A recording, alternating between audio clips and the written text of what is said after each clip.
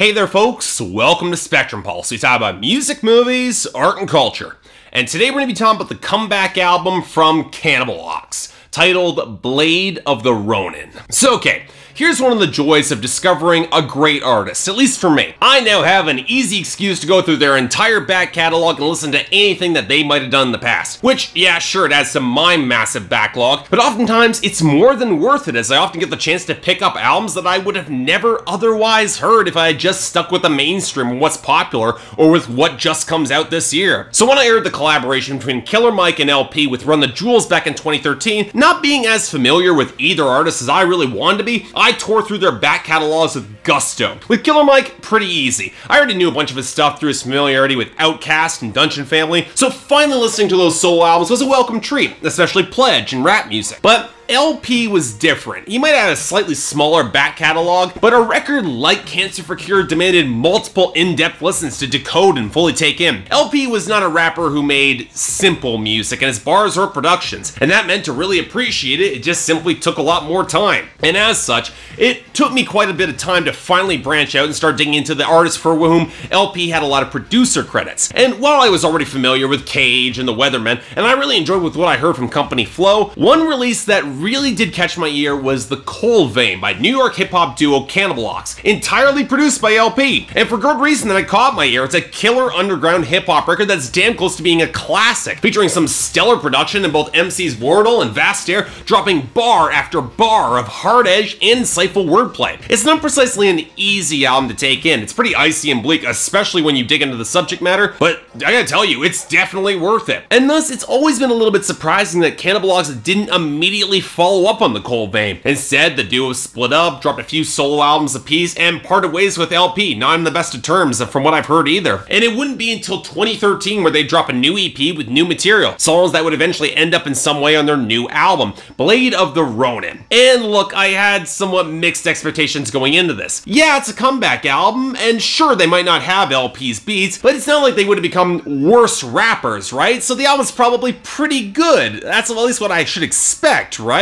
Well, here's the thing. I don't think Blade of the Ronin is a bad album. In fact, there's a lot of elements on it that I do really like. But the more I listened through this album and really poured through the lyrics, the more I found myself really underwhelmed by this release, especially when placed in comparison with The Cold Vein. Yeah, and that's harsh, but the only reason people would pick up this album is because of The Cold Vein's reputation. So to some extent, it's kind of inevitable. As such, while Blade of the Ronin, while it is decent, I can't help but wish it was stronger and made more of an impact. At least for me. So okay, why is all that the case? Well, believe it or not, it's not because of instrumentation and production. There was a lot of discussion going into this album whether or not the loss of El-P would really hurt this record, and while it's hard not to argue that El-P brought a uniquely frigid, alien, and experimental sound to that album, I'd argue that the new producer, Bill Cosmic, doesn't do a bad job here. Hell, the intro Cypher Unknown almost reminded me of an early Ayreon track in its choice of synthesizers, and that's a pretty damn great choice of influences for this sort of album. Cosmic does have a very unique sound to his productions, a dense mix full of mid-range synths and choppy vocal samples with pretty standard boom-bap percussion, not so much grimy as it is filtered through a tight lo-fi filter around the mid-range. And there are some great moments on this album, bar none. The rattling, creaking howl of Opposite of Desolate, the warped guitar screaming against the tinkling keys on Carnivorous, the brittle hollowness of Water, the twisted melodic interplay in the background of Harlem Nights, and that triumphant swell of Salvation. If I do have issues with the production, and I do, it'd be in three places. The first would be in the inclusion of some of the vocal samples, like for example on the Power Cosmic. With an already saturated mid-range and the dirtier vibe of this album, some of the more symphonic touched vocals, they don't really belong here. They don't really fit the sound of the record. The second is in some of the percussion. Now, I don't mind boom bap beats, and even though we're not getting El-P's brand of experimentation there, I was okay with that until we got to the interlude Horizon, which picked up a much richer bass drum texture that shows that Cosmic could have switched things up more in his beats, and he didn't, so that just kind of bugged me a little. Now, the final thing is considering that this album runs for 19 tracks, and it does feel long despite interludes and skits, I would like to see a little bit more variance in the production style, for them to switch things up just a little bit more. So okay, what about our MCs? Well, like most rap duos, we got our more outwardly aggressive rapper, that's Vastair in this case, who's developed a pretty potent rasp and a lot of intensity that does draw a lot of attention, and the one who's more laid back and whose bars are more intricate and cryptic, that's Wordle Mega here. And you'd think that this is a comeback album that they primarily focused thematically on Survival, they bring a little bit more intensity to the table. Now keep in mind, both these guys are solid MCs in terms of structuring rhymes, which means on a technical structural basis I got little complaints, but wouldn't it have killed Vordul to have more energy? An easy comparison for me is a rapper like Evidence, another rapper with a slower, more methodical flow. But there's a difference between being slow to being meticulous and precise, and slow that it sounds like you're half asleep. Hell, on Blade the Art of Ox, he's actively slurring his bars, which is a shame because some of the more enigmatic and thoughtful wordplay comes from Vordul on this album. He's probably dropped some of the better bars. Now this takes us to lyrics and themes. And as I said, one of the biggest underlying themes seems to underscore this record. It's survival at any cost. The sort of just living on the edge of polite society, being driven there. And if you know anything about Ronin from the Age of Samurai, it makes sense. As drifters and wanderers constantly on the move, doing what they can to survive. Bizarrely, there aren't nearly as many references to samurai or Rashomon or Japanese culture as there are offbeat comics and sci-fi references. Bit of a wasted opportunity there, but I guess the RZA's got that whole samurai genre locked up. Now they got a direct sample of Yoda instead.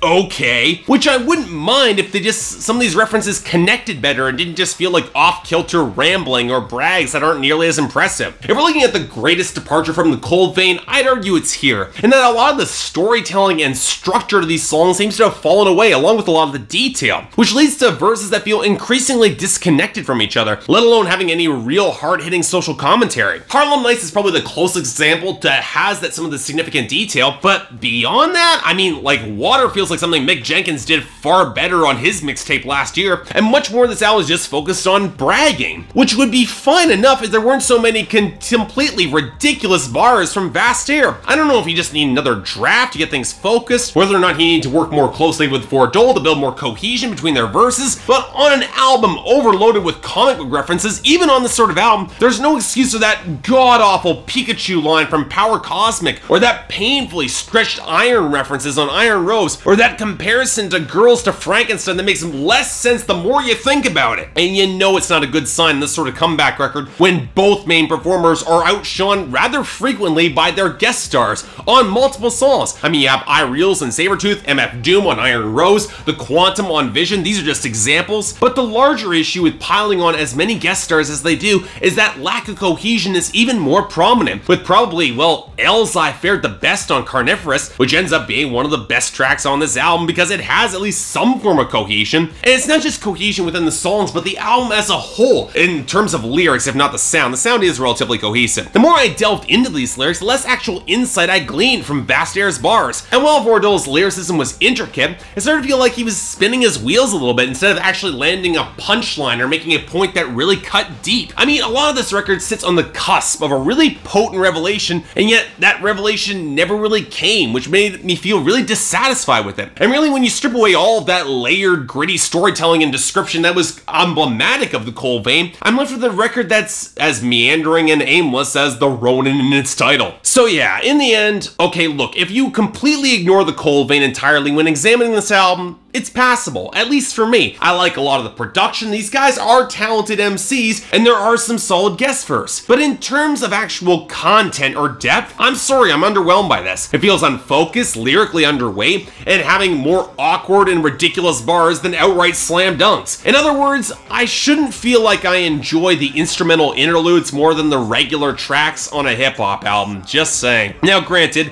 I did enjoy those instrumental interludes, which was enough to knock this record up to a 6 out of 10 for me, and I am gonna recommend it. But if you're going in expecting another album like the cold vein, I'm sorry folks, you're gonna need to lower your expectations. Otherwise, look, it's worth a listen or two, but man, I wish it made more impact. So yeah, thanks a lot for watching. If you'd like to like and subscribe, I'd be more than grateful. If there's anything else I might be able to do to improve my presentation, or any other albums coming out that you want me to take a look at, I'd be more than happy to give them a listen. Until then, I'm Mark, you're watching Spectrum Pulse, and I'll see you next time.